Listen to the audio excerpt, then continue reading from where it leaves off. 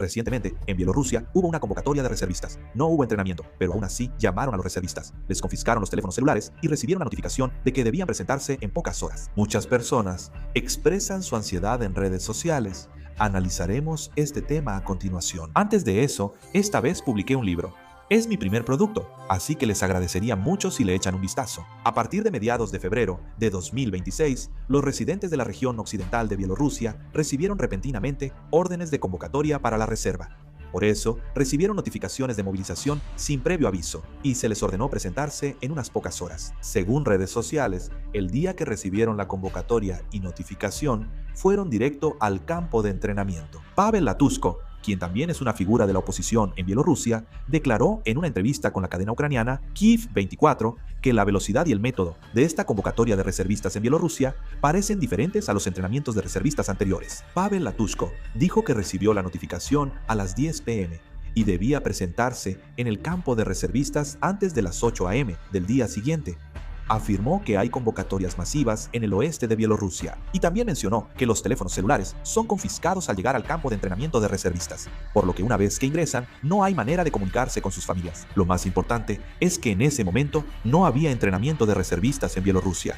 El hecho de que convocaran repentinamente, sin que hubiera entrenamiento programado, es muy significativo. Actualmente, el gobierno de Bielorrusia explica que esta convocatoria de reservistas es una inspección repentina del estado de preparación.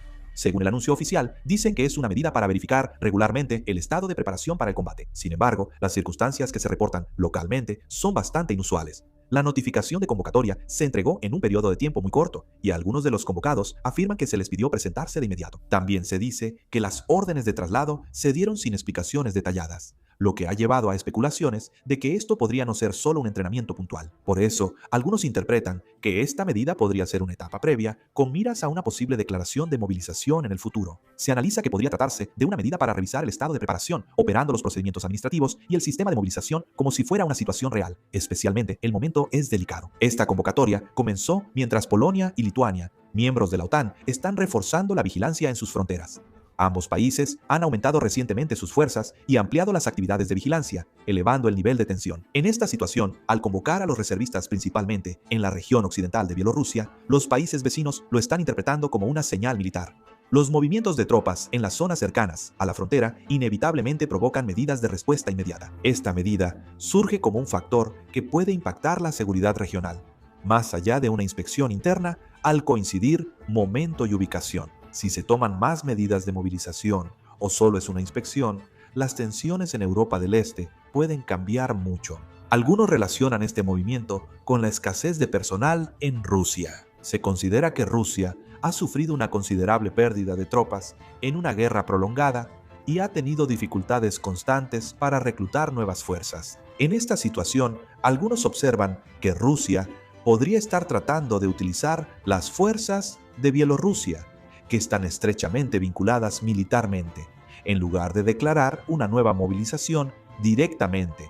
Pero la evaluación de la OTAN es relativamente cautelosa. La OTAN considera que actualmente no es muy probable que las fuerzas bielorrusas lancen un ataque total inmediato contra Ucrania.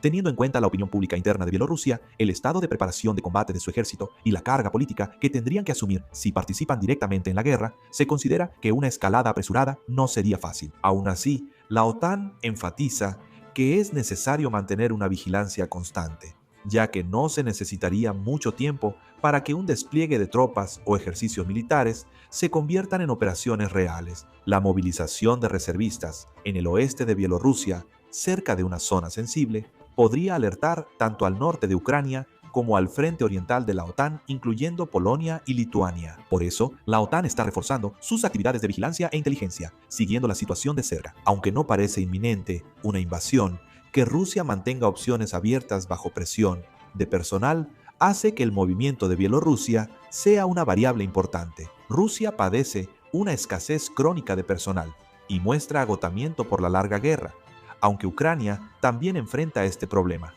Rusia ya lleva más tiempo en guerra que la guerra entre Alemania y la Unión Soviética en la Segunda Guerra Mundial. Según el Centro de Estudios Estratégicos e Internacionales, CSIS, Rusia ha sufrido 1.200.000 bajas en los 4 años de guerra en Ucrania. Por su parte, El Ministerio de Defensa del Reino Unido estima que las bajas del ejército ruso ya superaron el millón hace tiempo. Estas son las mayores pérdidas sufridas por una gran potencia en una guerra desde la Segunda Guerra Mundial. Sobre todo, el daño humano ha sido realmente devastador. La economía e industria sufrieron un duro golpe. Actualmente se mantienen por la industria militar, pero tras la guerra los daños serán evidentes. Por eso, Rusia está haciendo todo lo posible para resolver este problema de falta de mano de obra. Se dice que uno de los recursos que podría utilizar es Bielorrusia. Sobre todo, recientemente, Rusia decidió bloquear Telegram. Además, ha reforzado las restricciones de acceso a ciertas plataformas de redes sociales y servicios de mensajería. La opinión predominante es que esto es una medida para evitar la expansión de las protestas en caso de que se declare la movilización. Además, el presidente ruso Putin firmó un decreto para reclutar reservistas rusos en diciembre de 2025. Con el fin de que participen en entrenamientos militares obligatorios en 2026 en el ejército ruso, la Guardia Nacional, el Servicio Federal de Seguridad, el Ministerio de Situaciones de Emergencia, las unidades de rescate militar industrial y otras agencias de seguridad nacional. El Instituto de Estudios de la Guerra de Estados Unidos analizó que el decreto busca permitir el reclutamiento de reservistas. Por supuesto, parece que a Rusia le resultará difícil declarar una movilización de manera imprudente, aunque está sufriendo una escasez de personal. Ya hemos experimentado lo que sucede cuando el presidente Vladimir Putin declara una movilización total. En cuanto se anunció la movilización parcial, en 2022 cientos de miles de hombres rusos cruzaron la frontera hacia lugares como Georgia, Kazajistán y Finlandia.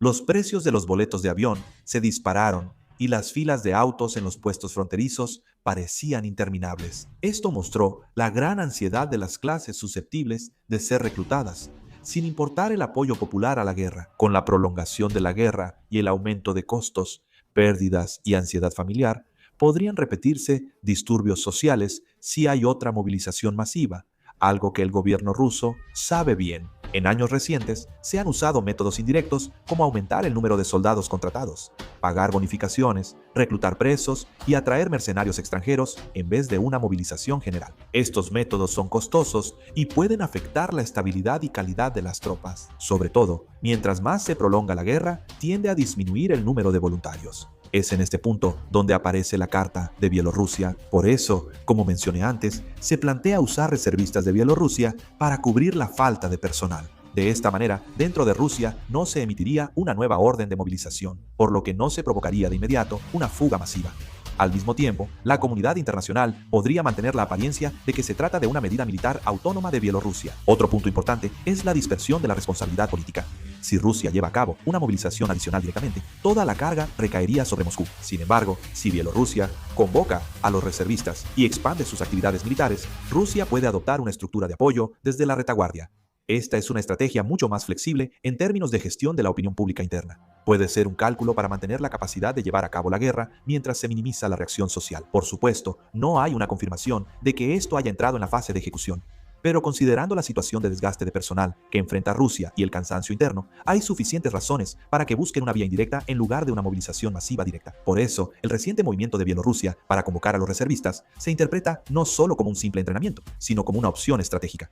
Además, Rusia está reclutando mercenarios de varios países para resolver el problema de la falta de personal. Kenia es el ejemplo más destacado. Rusia reclutó a más de 1,000 jóvenes kenianos para la guerra, prometiendo altos salarios y ciudadanía. El Servicio Nacional de Inteligencia de Kenia informó que Rusia reclutó exmilitares, expolicías y civiles de entre mediados de los 20 y los 50. Al reclutarlos, solo les dijeron que trabajarían en Rusia, pero al llegar, los enviaron directo al frente de Ucrania. Esto ocurre no solo en Kenia, también en países en desarrollo como Cuba, India y el sudeste asiático, donde engañan a personas para enviarlas a Ucrania. También están atrayendo a jóvenes pobres del sudeste asiático y enviándolos al frente. Les ofrecen un salario de entre $2,000 y $2,300 al mes y la ciudadanía rusa, por lo que aceptan y se van a Rusia. Por supuesto, fueron enviados directamente al frente de Ucrania.